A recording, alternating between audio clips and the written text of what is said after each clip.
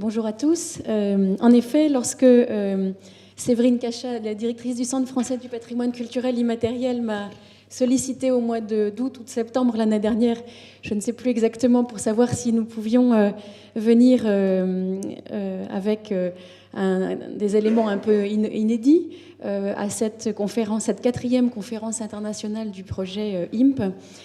Dans l'équipe, on a imaginé concevoir cette enquête à l'échelle française pour pouvoir, on l'espère, faire émerger des projets inspirants dans la démarche que recommande le projet IMP, c'est-à-dire de pouvoir mettre en ligne sur la box dont on vient de parler précisément, des exemples inspirants, c'est l'expression qui est utilisée par le projet IMP.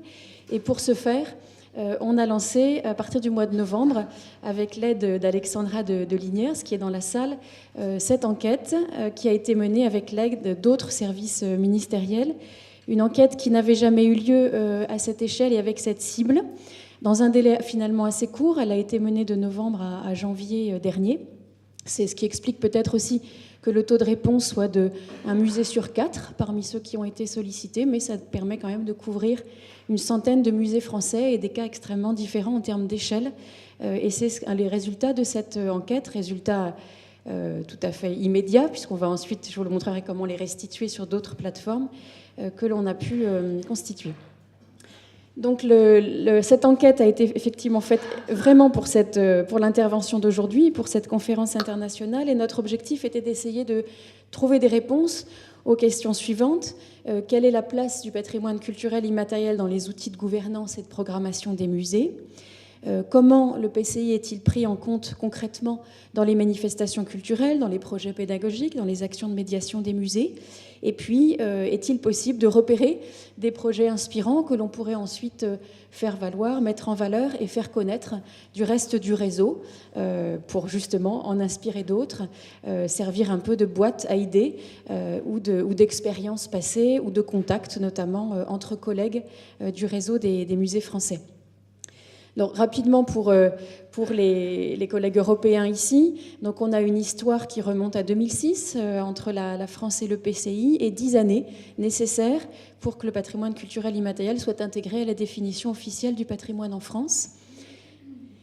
Et puis un État partie qui met en œuvre les obligations qui lui sont incombées au moment où il a ratifié, enfin approuvé très exactement au plan juridique cette convention internationale, c'est-à-dire la tenue d'un inventaire depuis 2008, des rapports périodiques à la Convention, et puis surtout une politique de transmission et de médiation à l'échelle française en s'adossant à un réseau assez dense de conseillers en ethnologie, d'ethnopôles, d'établissements, de différents statuts, de centres de recherche, une quarantaine d'unités de recherche, université CNRS aussi, pour arriver à rendre public par des lettres de diffusion, par des supports, par des appels à projets, tout ce qui peut concerner l'inventaire des éléments français et puis la connaissance en général sur le potentiel opératif du patrimoine culturel immatériel. Le socle de cette politique ministérielle sur le patrimoine culturel immatériel, c'est d'abord identifier, repérer, c'est un truisme. Et donc pour cela, depuis 2008 maintenant, depuis 10 ans, il y a la constitution de cet inventaire par 2 canaux, soit des candidatures spontanées, soit des appels à projets. L'inventaire couvre la totalité des 5 domaines prévus par la Convention de 2003. Le voici en quelques chiffres. Et aujourd'hui, quelques 420 pratiques immatérielles qui sont recensées et documentées dans cet outil national, avec quand même une grande part, vous voyez, de jeux et sports traditionnels d'une part, et par ailleurs, ça nous intéresse tout particulièrement ici à Aubusson, un quart des fiches consacrées au savoir-faire de l'artisanat traditionnel. Une publication institutionnelle qui enregistre le fait de faire partie du patrimoine culturel immatériel, le fait d'être dans cet inventaire national. Et puis depuis 2017, avec l'aide de l'Ethnopôle Institut Occitan d'Aquitaine, qui est aujourd'hui, qui a fusionné avec le CIRDOC, la mise en ligne d'une plateforme collaborative, PCI Lab, pour améliorer les capacités de recherche dans cet outil documentaire. Un emblème qui est attribué aux détenteurs de ces pratiques inscrites à l'inventaire national, tout récent. Et puis, pour arriver directement au sujet des musées, la connaissance que l'on pouvait avoir de façon par indice de la prise par les musées français des dispositifs existants par rapport au patrimoine culturel immatériel. Je vais vous en montrer quelques exemples. D'une part, le fait que certains avaient répondu aux appels à projets sur l'enrichissement de l'inventaire national ces dernières années. Je vous en montre 2 exemples à l'écran. Le fait que certains se sont impliqués avec l'aide de collègues d'établissements muséaux dans des expositions tout à fait pionnières pour expérimenter un aspect compliqué, vous le savez, qui est l'expographie, la scénographie du patrimoine culturel immatériel. Je vous montre là une exposition qui est accessible en ligne, virtuelle sonore, qui s'appelle « Découvrez l'extraordinaire quotidien », qui est le résultat d'un travail de recherche entre l'Université de Pau et des Pays de l'Adour, l'INOC Aquitaine et le réseau des musées d'Aquitaine à l'origine, on était avant la fusion des régions. Et puis aussi la trace de l'investissement des musées, de leur présence dans l'Observatoire des réseaux des acteurs du PCI qui a été mené avec une chercheuse en sciences de l'information et de la communication à l'Université de Nanterre et qui régulièrement nous produit ces cartes des réseaux en ligne. Et peut-être c'est trop petit là à l'écran, mais on a effectivement quelques items, quelques points qui correspondent au site internet que les musées en France peuvent consacrer au patrimoine culturel immatériel et qui sont effectivement fréquentés par les internautes. Bien sûr, et évidemment à Aubusson, on en parle très ouvertement, des éléments qui sont reconnus sur la liste représentative de l'UNESCO depuis 2008 pour la France sont directement associés à des musées, soit que ceci ait existé dès l'origine, soit que la création de ces musées ait fait partie des plans de sauvegarde, justement, des éléments reconnus. Des questionnements actuels aussi sur les enjeux sociétaux des collections que l'on peut repérer, ici ou là dans les programmes de séminaires ou d'ateliers dans tel ou tel musée. Et je pense ici par exemple au musée des Vallées Sévenol, Maison Rouge, qui tout récemment a consacré une table ronde le 17 novembre à la question de comment les pratiques, les techniques et les savoir-faire qui sont conservés et mis en valeur par les musées de société sont-ils réutilisés aujourd'hui. On est vraiment dans les questions d'usage et d'objectifs de sens donnés aux collections matérielles, cette fois, à travers les savoir-faire et les techniques associées. Mais aussi quelques surprises dans cette enquête un peu de la documentation existante, et notamment cette charte de déontologie des conservateurs du patrimoine et autres responsables scientifiques des musées français, donc un document qui a été émis en avril 2007 par le ministère de la Culture, qui s'est heureux au point à l'article numéro G, veiller à la sauvegarde du patrimoine culturel immatériel, met en avant une des missions des conservateurs dans les musées qui est effectivement de défendre et de sauvegarder ce PCI, mais qui, là, malheureusement, vous le voyez à l'écran, c'est tout à fait étonnant, ne renvoie pas à la bonne convention de l'UNESCO, puisqu'on renvoie à la convention de 2005. Donc c'est assez étonnant, la convention sur la diversité culturelle. C'est possible, hein, elle n'est pas totalement étrangère au PCI, mais c'est quand même tout à fait étonnant de constater que, alors que le document a été publié en 2007, qu'on ne revoit pas du tout sur la convention qui est la seule qui existe à l'UNESCO concernant le patrimoine culturel immatériel. Donc à l'occasion de cette enquête, du coup, on est revenu vers nos collègues des musées pour essayer de voir si on pouvait réactualiser ce document. Alors cette enquête PCI et musée, elle voulait répondre donc à un certain nombre de questions. Je vous en ai parlé en préambule. Ça marquait aussi le 10e anniversaire de l'inventaire national en France. On voulait aussi profiter de cette enquête pour évaluer aussi un peu la visibilité de l'outil en dehors des réseaux, des communautés, des praticiens, des associations. On savait que là, il était bien visible, mais dans le réseau des musées, on ne l'évaluait pas forcément. Et puis, c'était aussi la capacité de comprendre un peu comment la perception du PCI avait évolué en presque 15 ans maintenant. Le cadre de cette enquête a été chronologiquement restreint, comme vous le voyez, sur quelques mois, intégrant les vacances d'hiver, donc ce n'est pas forcément la période la plus favorable, mais ça a amené quand même des résultats très fructueux, comme vous allez voir. Et donc on s'est adossé à 2 services, 2 organismes, donc d'abord le service des musées de France, à la Direction générale des patrimoines au ministère, et puis la Fédération des écomusées des musées de société, dont vous vous souvenez peut-être qu'elle avait réalisé cette exposition, là encore, Sortez des clichés, qui était une des premières expositions en ligne sur le patrimoine culturel immatériel traduit par la photographie en l'espèce. Nous avons ciblé 3 types de musées dans le réseau français, volontairement. Des musées de société, même si ce terme apparu dans les années 90 est évidemment générique. On peut retrouver derrière énormément de situations extrêmement différentes et d'enjeux extrêmement différents. Des écomusées, et puis, plus concrètement, plus institutionnellement, parmi eux et en dehors, des établissements qui avaient le label Musée de France. Et parmi eux, ça peut être aussi des musées des beaux-arts, mais avec des départements de type art et tradition populaire au sein des collections. Donc cette enquête a été diffusée par 4 truchements, et au total, 400 musées destinataires ont été sélectionnés en fonction de ce qu'on pensait être leur pertinence d'enjeu par rapport à l'enquête.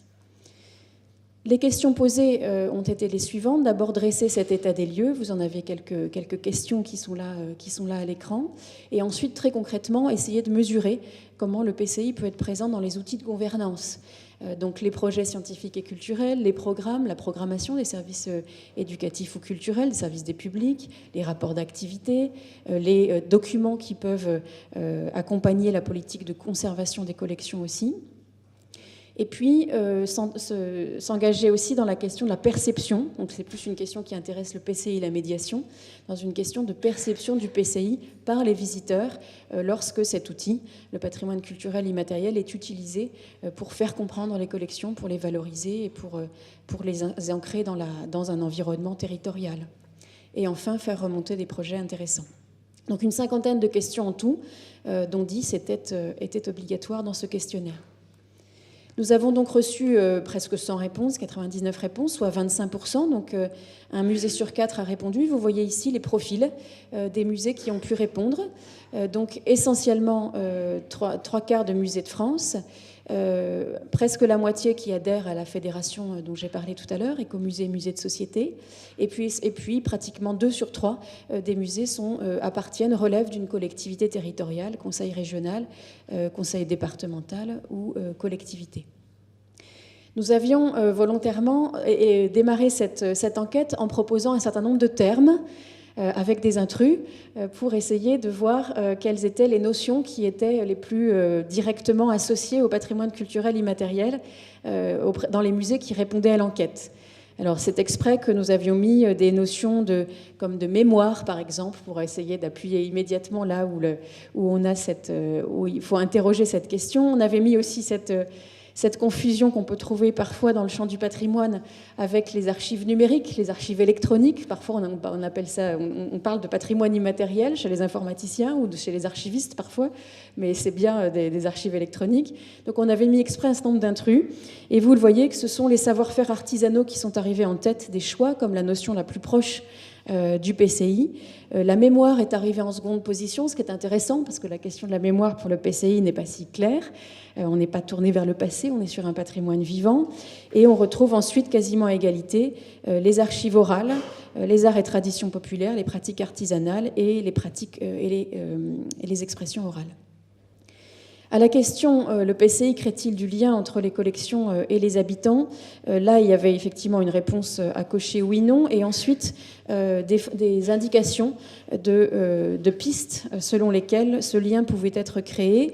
Et les collègues là, des musées ont répondu qu'effectivement, grâce au PCI, on pouvait convoquer le souvenir du passé et des gestes, renforcer le sentiment d'identité, faire participer les habitants souvent par le biais d'enquêtes, remettre l'homme au centre du processus de patrimonialisation, mettre en avant la notion d'inclusivité et de co-construction et montrer aussi la proximité du PCI, parvenir à la démontrer, la proximité du PCI par rapport aux collections des beaux-arts.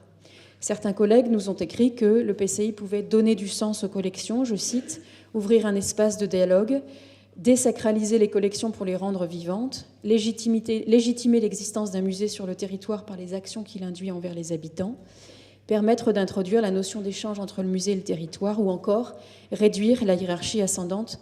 Voilà les réponses qui ont été données. Sur la formation au PCI au sein des musées, la réponse a été très claire. 75, 3 musées sur 4 n'ont jamais bénéficié de formation dans le domaine du PCI. Ça, c'est une question effectivement qui, après, va devoir déclencher des conséquences matérielles et concrètes pour pouvoir répondre à cette question, d'autant que pour ceux qui n'en avaient pas bénéficié, 80% nous ont répondu par le biais de l'enquête qu'ils souhaitaient pouvoir à l'avenir bénéficier d'une formation au PCI.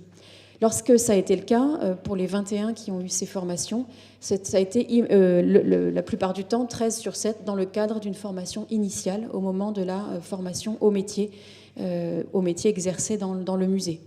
Ces formations peuvent être d'ordre très divers, celles proposées par l'Institut national du patrimoine, mais aussi des formations plus récentes qui ont été instaurées avec le réseau des ethnopôles et des universités associées, dont plusieurs d'ailleurs représentants sont ici présents dans la salle. Sur la question d'échelle, c'est-à-dire comment est-il possible de reprendre les enjeux du PCI et de les adapter à l'échelon territorial, passer de l'échelle internationale à l'échelle locale, la majorité des musées ont répondu que c'était effectivement possible, mais pour ceux, les quelques 15%, vous voyez, qui ne le pensent pas, les raisons effectivement invoquées ont été que pour eux, il était difficile d'arriver à appliquer ces politiques internationales à l'échelle locale, voire micro-locale, et notamment à pouvoir... Alors là, il y a peut-être un peu d'incompréhension, parce que la définition de la Convention dit bien que le patrimoine immatériel doit s'adosser à du patrimoine matériel, mais c'était en tout cas perçu comme une césure artificiellement posée entre deux champs patrimoniaux, et du coup, des capacités difficiles d'application dans le secteur des musées. Nous avions posé la question sur la présence du PCI dans les projets scientifiques et culturels des musées, donc cet outil réglementaire pour organiser les perspectives de programmation vis-à-vis des tutelles pour les établissements muséaux.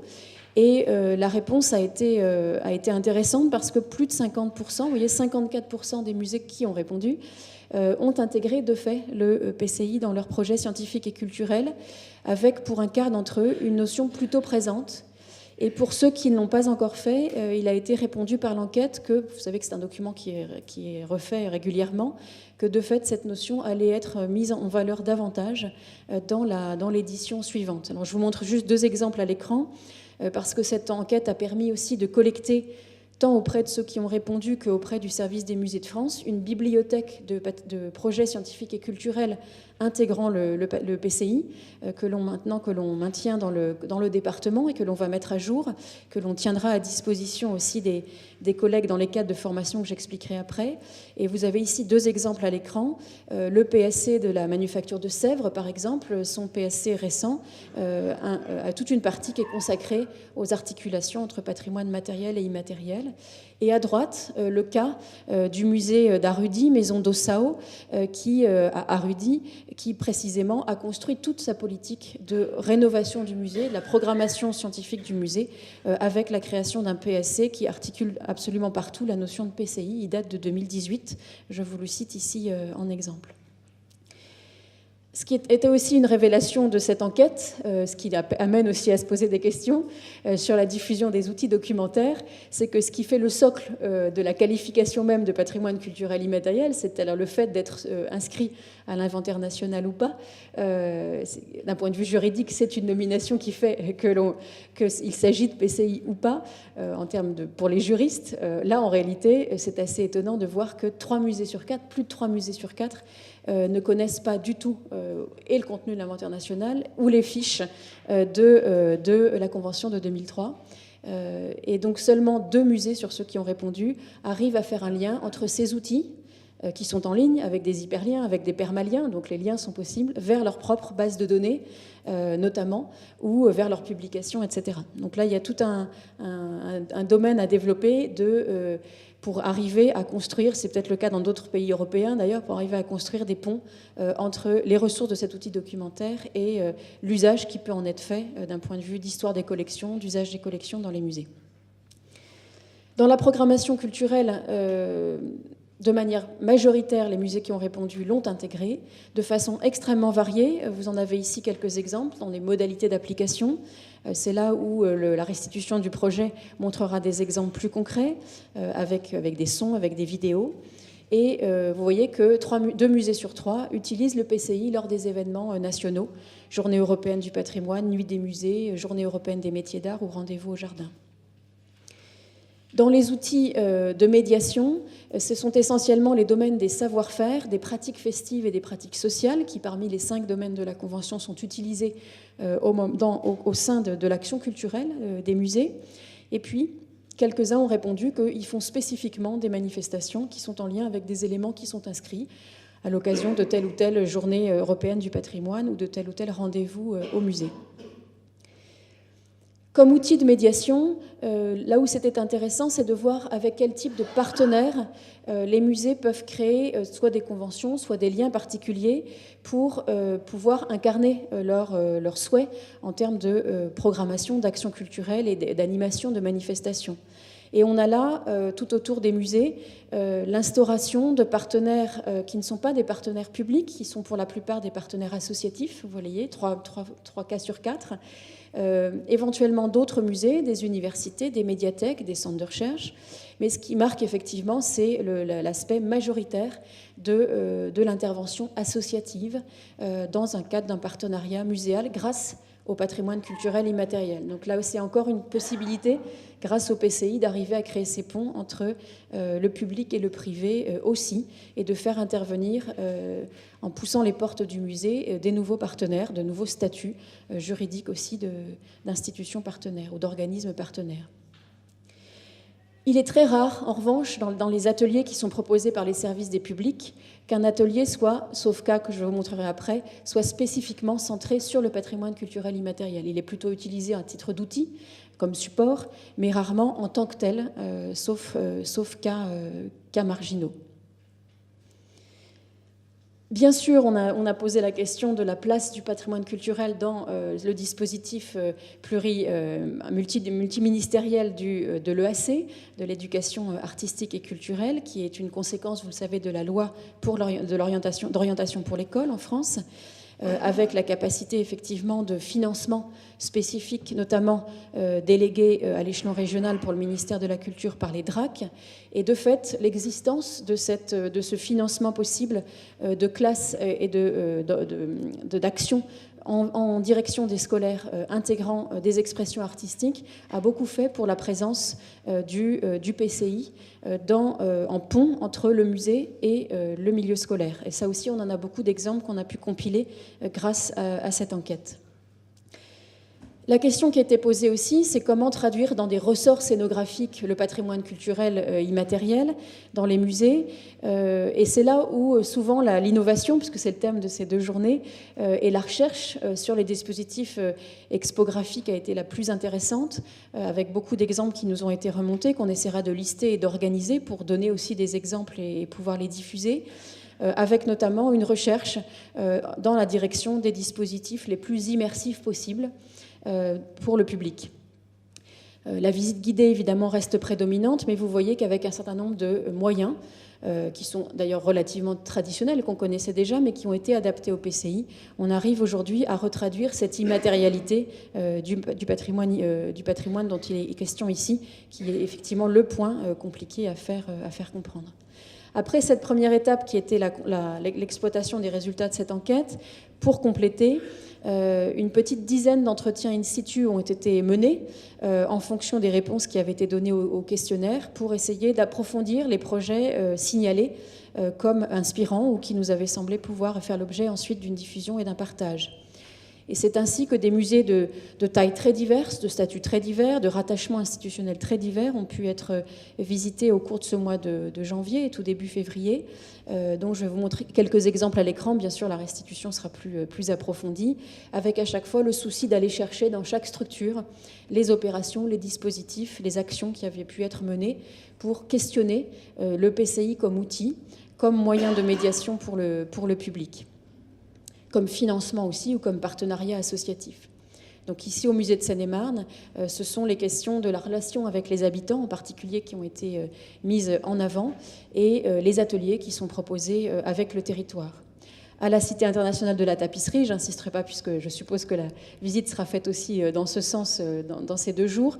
Des caractéristiques très particulières d'un musée qui est dédié à un élément inscrit, avec une forte présence des savoir-faire, de la démonstration et du faire dans la visite du musée. Et puis des développements particuliers, comme un espace, par exemple, dédié au savoir-faire lié à la création. Et puis surtout, le seul atelier de médiation vers le public qu'on ait pour l'instant repéré dans les propositions qui sont remontées, qui s'appelle Aubusson, le patrimoine immatériel, donc un atelier entièrement dédié, avec support numérique, à ce champ patrimonial.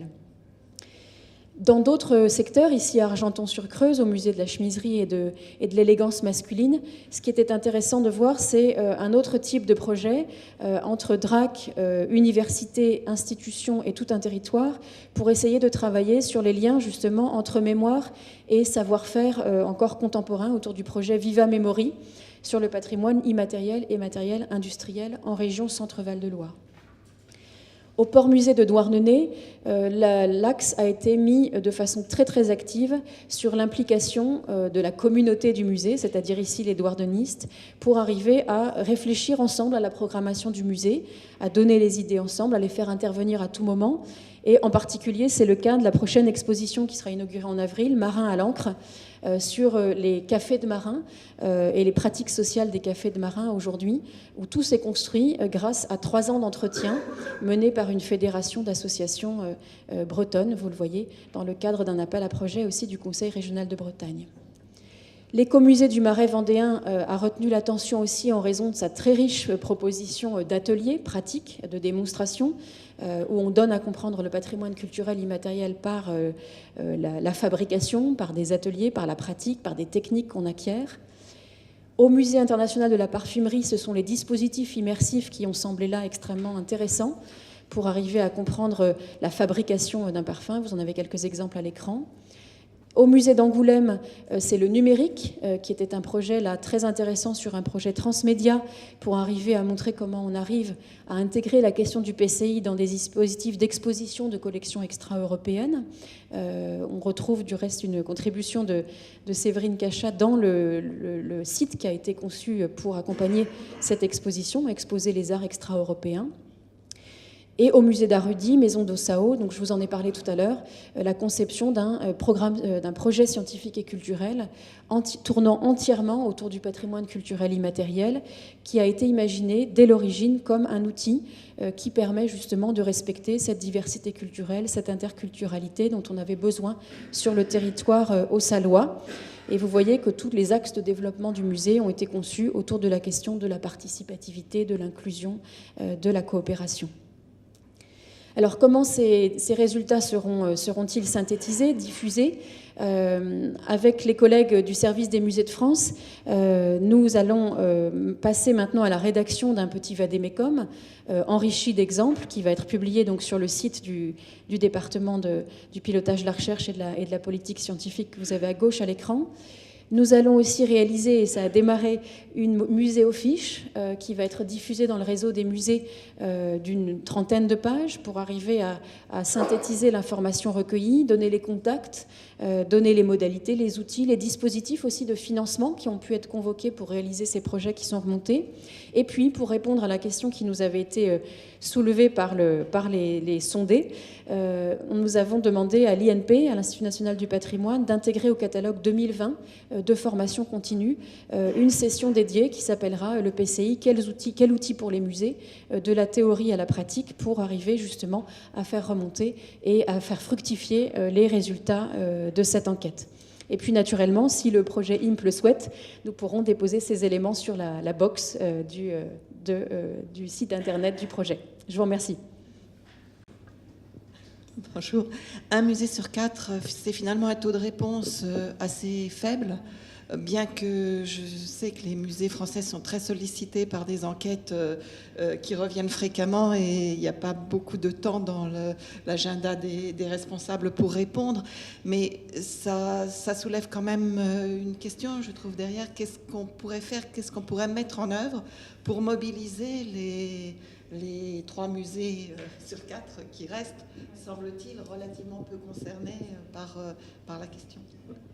Précisément, Florence Florence, on va rencontrer le service des musées de France pour leur donner d'abord les premiers résultats, et puis pour construire avec eux la formation de 2020 pour l'INP, et puis essayer de voir comment est-ce qu'on peut diffuser effectivement l'outil PCI plus largement. Je pense que ce qui a expliqué aussi le taux de réponse, c'est que d'une part, et les collègues de la FEMS nous l'ont dit, 50 questions pour un questionnaire, même s'il n'y en avait que 10 obligatoires, c'était quand même un peu dense, qu'il fallait beaucoup de temps, même si on pouvait suspendre le questionnaire et répondre plus tard. Et puis surtout, c'est la période, puisque, comme je vous le disais, il a été mené essentiellement sur le mois de décembre. Il n'est pas impossible, du coup, selon ce que nous disent les collègues des musées, on ne veut pas non plus les charger excessivement, mais qu'on puisse la relancer dans un moment de l'année qui soit peut-être plus favorable, déjà, sur une période peut-être plus longue. L'enquête existe, elle peut être à nouveau réactivée, c'est pas du tout compliqué. Et on va être beaucoup à l'écoute, effectivement, des collègues du service des musées de France pour voir comment est-ce qu'on pourrait utiliser les opportunités, notamment de réunion des conseillers musées, par exemple, les DRAC. Régulièrement, le service des musées de France réunit les conseillers sectoriels musées des différentes DRAC françaises sur des thèmes, notamment. C'est le cadre de l'intervention qu'on va avoir d'ailleurs prochainement, en présence des conseillers sectoriels musées. Ça pourrait être un biais, finalement, pour arriver à faire connaître. On peut aussi s'adosser au réseau des ethnopôles, puisque certains des ethnopôles de notre réseau sont des musées eux-mêmes, donc peuvent servir aussi de pôle de référence. Pourquoi pas imaginer une présentation des projets possibles au sein d'un musée qui fait partie de notre réseau. Il y a de multiples possibilités, mais c'est vrai que le constat a été qu'un musée sur 4, et encore sur des musées ciblés, c'était effectivement peu. Et surtout le fait qu'on s'est rendu compte de la non... capacité de connaissance, on va dire, entre les outils documentaires du PCI, les ressources qui peuvent exister en ligne, les sites internet qui existent, qui sont multiples sur le patrimoine culturel immatériel aujourd'hui, et certains des établissements muséaux. Donc ne serait-ce qu'une journée de formation pour transmettre toute cette documentation qui existe serait déjà extrêmement utile. Voilà, très bien. Je ne sais pas si vous avez d'autres questions qui émergent. Peut-être une ici. Merci beaucoup pour votre explication. J'ai une petite question sur l'étape prochaine. La proposition à l'IMP d'une formation continue sur le PCI, quel outil pour les musées? Et je me demande pourquoi le mot « la sauvegarde » n'est pas là-dedans. Donc la sauvegarde du PCI comme outil pour les musées, quel outil en pluriel pour les musées? Parce que ça change quand on va... ou bien instrumentaliser le PCI, ou si on fait un projet de sauvegarde. Il y a une différence quand même. Le titre n'est absolument pas définitif, c'était juste le fait de... Mais vous avez raison sur ce point, c'était juste on doit encore construire toutes ces 2 journées, donc le titre n'est absolument temporaire. Mais merci de cette remarque, effectivement. Merci. Vous aviez une autre question ici ? Oui, bonjour. Oui, ce serait une question par rapport au type de participation qu'on peut trouver à la Maison d'Ossau dont vous parliez, enfin de quelle manière le public apporte ses participations. Et je veux bien quelques précisions sur le port musée de Douarnenez, avec donc le projet sur les cafés qui m'intéresse personnellement. Si vous pouvez lui donner un petit peu plus de développement. Merci. Alors, je ne sais pas si dans le temps imparti, là, ça va être possible, mais sinon, les informations seront donc disponibles en ligne de façon vraiment imminente, et on consacrera une petite fiche à chacun des musées qui ont fait l'objet d'un entretien. Parce qu'évidemment, là, la présentation était très rapide, mais sur chacun, on a à la fois un panorama de documentation, de photographie, et une fiche documentaire sur les pistes et les axes avec lesquels le PCI a été utilisé, a été mis en œuvre dans chacun de ces musées différents. Donc, je ne sais pas si ce sera éventuellement possible de donner le lien ensuite sur le site internet à tous les participants des 2 journées, mais sinon c'est avec plaisir. Ouais. Tout à fait. J'ai oublié de dire aussi que tous les PowerPoint seront disponibles sur le site internet. Donc si vous voulez reprendre justement les informations, les noms d'expositions, etc. Donc vous aurez tout ça à disposition en ligne. Je ne sais pas s'il y a une dernière question. Oui ? Oh. Merci. Rissé Gallet pour la Fédération des acteurs et actrices de musique et danse traditionnelle. J'avais une question par rapport à votre intervention, Madame Chaves, sur l'absence de mention et de référence à la notion juridique des droits culturels et éventuellement à la convention de Faro, même si je n'ignore pas que l'État français ne l'a pas ratifié. Voilà, est-ce que c'est ces éléments d'autorisation à l'expression et à la définition de son propre patrimoine? Et je pense que l'expérience de Douarnenez que vous avez reprise, elle est assez raccord avec cette notion des droits culturels. Est-ce que c'est un élément qui va être, qui a fait l'objet peut-être dans l'enquête dont on n'avait pas parlé, ou qui sera complémentaire? Oui, notamment dans la partie comment est-ce que les enjeux UNESCO autour du PCI peuvent être utilisés au plan local, mis en œuvre au plan local. Ça, ce sont des éléments qui, évidemment, sont apparus très importants. La question, notamment, autour de cette question de l'enquête qui était comment le PCI fait-il le lien entre les habitants et les collections. C'est derrière, là, ces notions qui ont été mises en avant de droits culturels, de capacité des habitants à participer aussi à la création, à la programmation des expositions de leur musée, à décider, à être partie prenante de la décision sur la programmation de leur musée. Ça a été le cas effectivement à Douarnenez, comme on l'a vu. C'est vraiment le cas aussi à Ossao. On l'a vu dans le PSC, la façon dont il a été monté. Et dans beaucoup des projets qui ont été présentés, précisément, le thème même a été soumis d'abord à des entretiens avec les habitants, à des enquêtes ethnographiques. Le musée départemental des Pays de Seine-et-Marne aussi, que je vous ai montré en tout premier comme exemple. Les expositions mises en œuvre sont toujours le résultat d'enquêtes ethnographiques où les habitants d'un territoire donné autour du musée peuvent exprimer leur rapport au musée, leur rapport au patrimoine, à la culture en général, ou au thème qui est précisément proposé par le musée. L'expression même de convention de Faro ou de droit culturel apparaît rarement en termes de réponse, mais on peut lire ça effectivement en sous-texte, là, comme dans ce qu'on veut faire passer quand on veut faire passer du patrimoine culturel immatériel. À la limite, plus que le fait d'être inscrit dans un inventaire, le fait d'être reconnu sur des listes de l'UNESCO, à vrai dire, c'est plus un enjeu général, éthique, sociétal, bien plus large, qui est véhiculé à travers le patrimoine culturel immatériel dans les musées, qu'un aspect institutionnel ou documentaire, à vrai dire.